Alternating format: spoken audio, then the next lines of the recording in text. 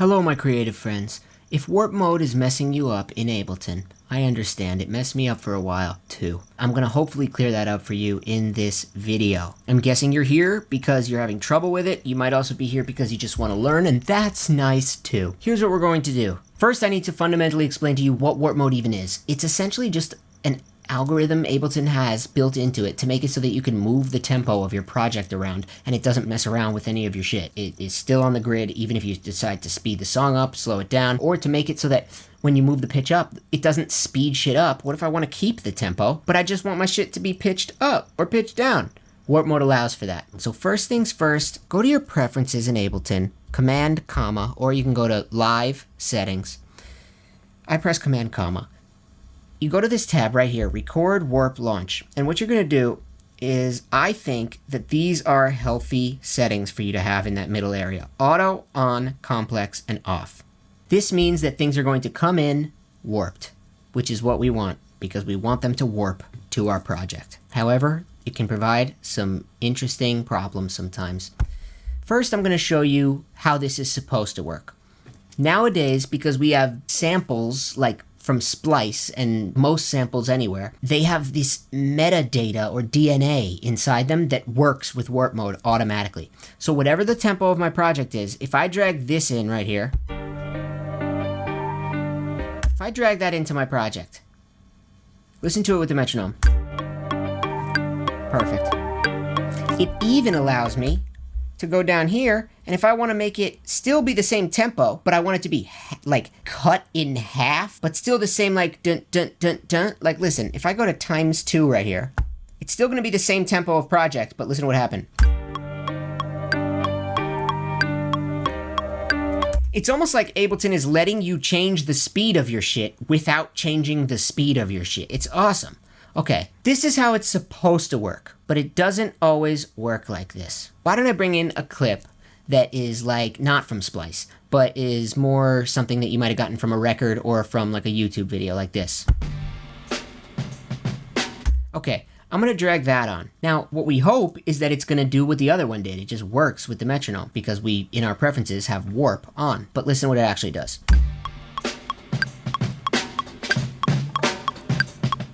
Not working. This is because Ableton doesn't understand it. It's not from Splice. It's not a newer kind of sample. It doesn't have the DNA it needs. What we need to do in this situation, if you ever have a clip that just isn't working, the first thing I want you to do is turn warp mode off. You can get to warp mode if you don't see it by clicking on your audio clip where the hand comes up. Click there and you will see warp mode. I'm going to first turn it off.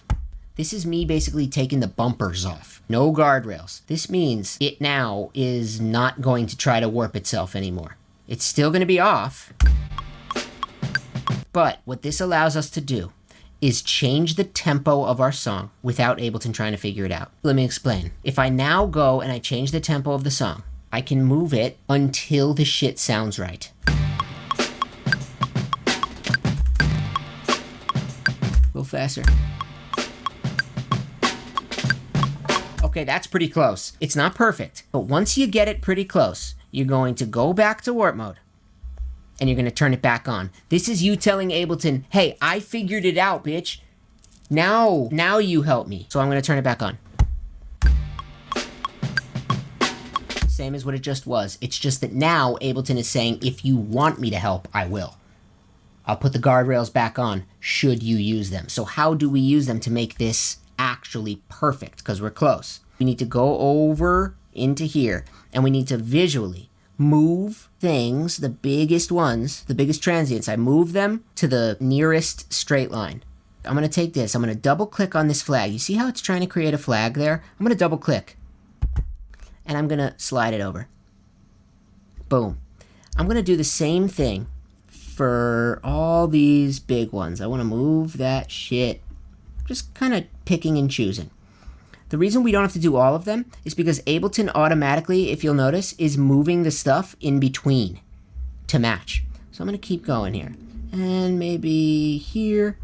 And maybe... Now look, because we've been changing how this all looks, we now are outside of our border. That just means you got to go over here and move that shit over a little bit. I usually just move both. And I'm gonna bring maybe this one here. All right, let's listen to it now.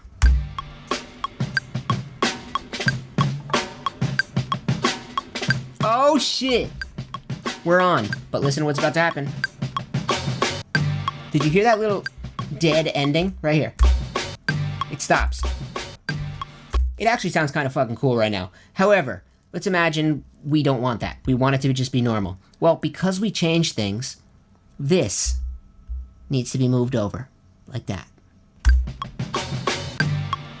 Way closer. Now, what this allows us to do is move the pitch of this shit, right? If I want to move the pitch of this shit. It works, bitch! If I want to move the tempo of the project. Oh! This is going to solve a lot of shit for you guys. I'm going to take you through it one more time without like talking through it the whole time. Check this out. I have a clip right here. I bring it into my project and I play it and it's not on. Remember, this is just a recap. I'm going to go over to Warp. I'm going to turn it off. Next thing I'm going to do, I'm going to move the tempo of my project around until the shit feels right with the song. Still too slow. Okay, close. So now what I need to do, turn warp mode back on, go in here, and move these shits. I'm just picking big ones. I'm moving them. Okay? This is how we do it. And remember, little things like this. Oh shit, now that I move shit, the flags are too short. Okay, I just move them. I just move them. And then I take this one, move it here. I play it back. And there's that little gap, right, at the end. That's just because we move shit. And I go like that. Now my shit is on. Now, sometimes Ableton just fucking gets it. If I were to fucking take this right here, it's just like from a record. Even though it's old and from like God knows what, Ableton still just understands it. That's one of the big benefits of warp mode, is that honestly Ableton usually understands it. It's just that sometimes it doesn't.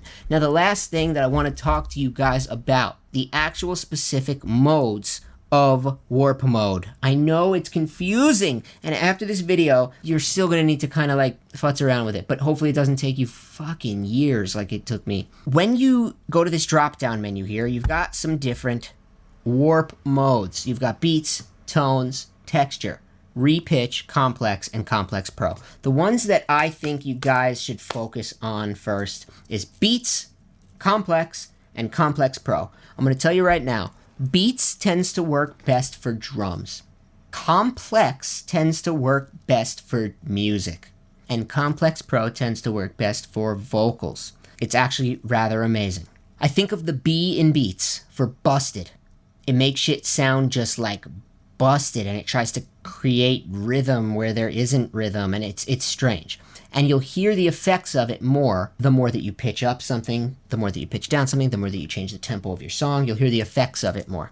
I think of the C in complex for clean. It cleans the shit up. It sounds, you know, as realistic as it can as you speed shit up, slow shit down, pitch down, whatever. It does its best to sound like clean. And complex pro, I'll show you in a second here. Let's use beats mode for this clip right here. Now, we're not going to immediately notice any sort of difference. That's simply because we haven't changed the tempo or the pitch of this shit. If I were to change the pitch, I'm going to change the pitch to be -6, and I'm going to change the tempo to be way slower. Let's hear it. Okay, do you hear how it's kind of got that like glitchy vibe? It's kind of fucking cool. So that's why I try beats mode out with things that are not just drums. I try it out with all kinds of stuff because it might sound cool. Now, if I go to complex mode and I play that same clip,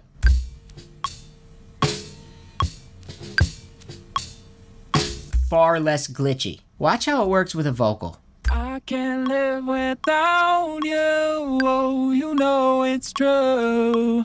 I feel like I'm about to like do one of those like Instagram ads where it's like my vocals before, my vocals after, Because it just sounds so shitty. It sounds like a before photo version of a acapella. Anyway, let's turn this pitch of this up by 6. I can't live without you. Oh, you know it's. Do you hear how it's got that kind of chipmunk vibe? That's because we are not using the optimal mode for it. If you guys remember, for vocals, Complex Pro. I can't live without you. Oh, you know it's true. It kind of sounds like what it sounded like before we moved the pitch up, just now it's higher. It's a very realistic way of doing this. So if you ever need to pitch somebody's voice up a little bit, you think that the song would just be better if the voice was pitched up, or the whole song is pitched up, I would use Complex Pro for their voice. It will sound like they actually recorded it like that, instead of like the chipmunk sound that most other DAWs that you will use, not naming names, you know, they sound bad when you do it. Remember, B is beats and it's busted. C is complex and it's clean. And Complex Pro I don't have a little acronym thing for, but it's for vocals, okay? For today, that is all. Let me know if you have any questions, because I know this is a weird thing and I might have not done the best job explaining it. Put it in the comments, and if there's any other kind of video you want me to make, maybe a deep dive further into warp mode, or maybe a deep dive on the flags, because that's a whole thing, let me know. Peace, my friends.